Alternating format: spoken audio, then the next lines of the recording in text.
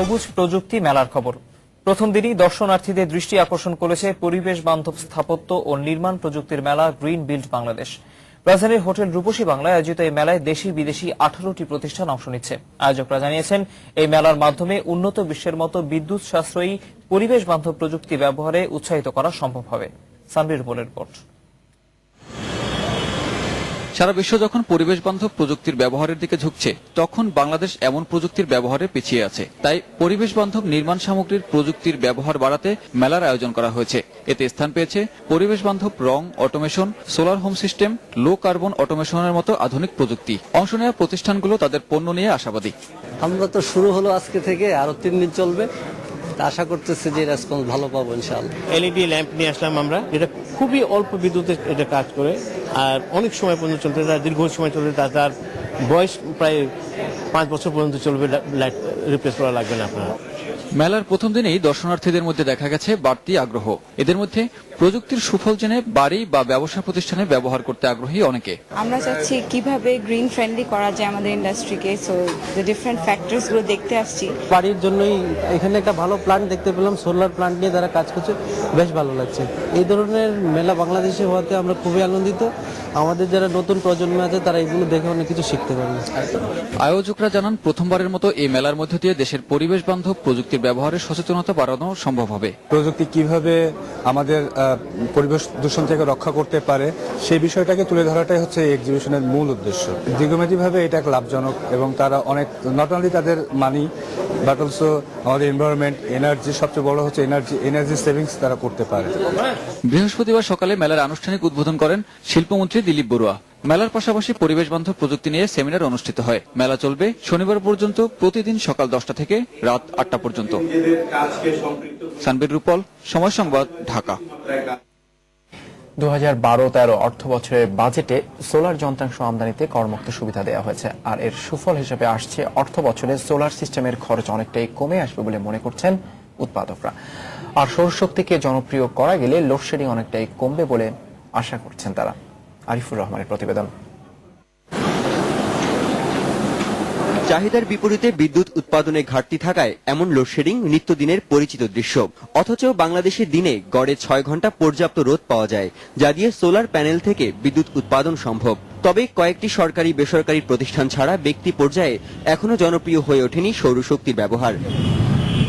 কারণ হিসেবে green build Bangladesh প্রদর্শনীতে আসা দর্শনার্থীরা বললেন, একটি সোলার সিস্টেম বসাতে এককালীন খরচ বহন করার ক্ষমতা অনেকেরই নেই। মূল প্রবলেমটা হচ্ছে যে আমাদের প্রাইসিংটা হাই, এই কারণেই আসলে সকলে এটা লুফে নিতে পারছে না।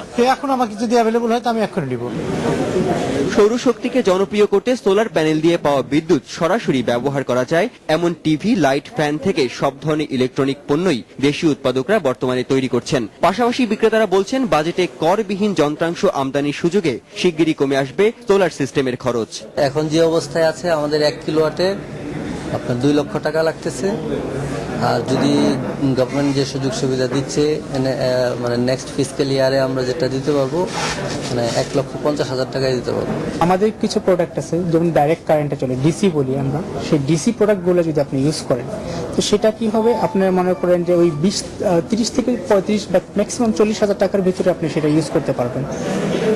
তবে সৌরশক্তিকে কাজে লাগিয়ে উৎপাদিত বিদ্যুৎ জাতীয় গ্রিডে সংযুক্ত করার জন্য সরকারের কাছ থেকে একটি সুনির্দিষ্ট নীতিমালা প্রণয়নের দাবি জানিয়েছেন মেলায় অংশ নেওয়া 4টি প্রতিষ্ঠানের কর্মকর্তারা। আরিফুর রহমান, সময় সংবাদ, ঢাকা। শনিবার শেষ হল পরিবেশ বান্ধব স্থাপত্য ও নির্মাণ প্রযুক্তি মেলা গ্রিন বিল্ড বাংলাদেশ। অংশ নেওয়া প্রতিষ্ঠানগুলো বলছে, এ ধরনের মেলায় আরো প্রচারণার মাধ্যমে জনসচেতনতা বাড়ানো প্রয়োজন। দর্শনার্থীরা বলছেন, এর মধ্য দিয়ে উন্নত বিশ্বের মতো বিদ্যুৎ সাশ্রয়ী পরিবেশ বান্ধব প্রযুক্তি ব্যবহারে সবাই উৎসাহিত হবে। সানবির রূপলের আরেকটি প্রতিবেদন। টায়ারটা আমরা আগুনে জ্বালাই না, এই টায়ার থেকে কোনো ধোঁয়া হবে না, কোনো গন্ধ হবে না। তো টায়ারটাকে পায়োলিসিস প্রসেসের মাধ্যমে আমরা দেশের ইকোনমিক্যাল বেনিফিট যে তেল তৈরি করি, যে তেলটা আপনার ফার্নেস অয়েলের পরিবর্তে ব্যবহার হয়, ডিজেলের পরিবর্তে ব্যবহার হবে, এই উদ্যোক্তার মতো মেলায় অংশ নেওয়া দেশি বিদেশি 18টি প্রতিষ্ঠান পরিবেশ বান্ধব আধুনিক প্রযুক্তির পণ্য প্রদর্শন করেছেন। এর কোনটি বিদ্যুৎ সাশ্রয়ী, আবার কোনটি নবায়নযোগ্য জ্বালানি। এছাড়াও বাসাবাড়ি বা শিল্প কারখানার উষ্ণতা কমাতে উন্নত বিশ্বের মতো পরিবেশ বান্ধব প্ল্যান্টও রয়েছে। মেলার শেষ দিনে দর্শক সমাগম কিছুটা কম হলেও উদ্যোক্তারা বলছেন তাদের প্রত্যাশা পূরণ হয়েছে। আমরা চেষ্টা করছি গ্রাহকদেরকে তাদের সর্বনিম্ন চাহিদা থেকে সর্বোচ্চ পর্যন্ত চাহিদা আমরা দিতে সক্ষম আছি। শুধু এইভাবে মার্কেটিং করে কিন্তু এই সৌর বিদ্যুতের এটা কোনো ব্যবসায়িক ভাবে আমরা দৃষ্টিভঙ্গিতে দেখতে পারবো। এটা শুভ সেবামূলক একটা প্রোডাক্ট, যেটার জন্য আমাদের গভর্নমেন্টের সহযোগিতার প্রয়োজন আছে। এটার কোনো রকমের কোনো সাইড এফেক্ট নেই। ইন্ডাস্ট্রিয়াল সেক্টরে যারা কাজ করছে বা কমার্শিয়াল ইভেন আপনার হাউস এসে, আমাদের প্রধান কাজ হচ্ছে কি আপনার হিটটাকে ম্যানেজ করা। পরিবেশ বিপর্যয় নিয়ে যখন সারা বিশ্বব্যাপী হইচই, তখন পরিবেশ বান্ধব প্রযুক্তির ব্যবহারে আরো সচেতনতা বাড়াতে এ ধরনের আরো মেলার আয়োজনের দরকার বলে জানান দর্শনার্থীরা। আমাদের কোল্ড স্টোরেজ আছে, ওই কোল্ড স্টোরেজের রূপের জন্য যাতে সূর্যের আলো হিট হয়ে গরম ভিতরে না হয়, বা আমাদের যে ভিতরে কুলিং করি, কুলিংটা যেন বেরিয়ে না আসে। যদি এটা যদি রিয়েলিটি হয় তাহলে আমরা অনেক বেনিফিট হবো। ধরনের মেলার ফ্রিকোয়েন্সি আমাদের মতো দেশে যেখানে এনার্জি স্কারসিটি আছে, সেই ধরনের মেলার ফ্রিকোয়েন্সি বাড়া উচিত। পরিবেশ বান্ধব প্রযুক্তি নিয়ে 2013 সালের মার্চে আরো বড় পরিসরে মেলার আয়োজন করা হবে বলে জানান আয়োজকরা। সানবীর রূপল, সময় সংবাদ, ঢাকা। এ সময় বাণিজ্যে ফিরছে একটু পর, সঙ্গে থাকুন।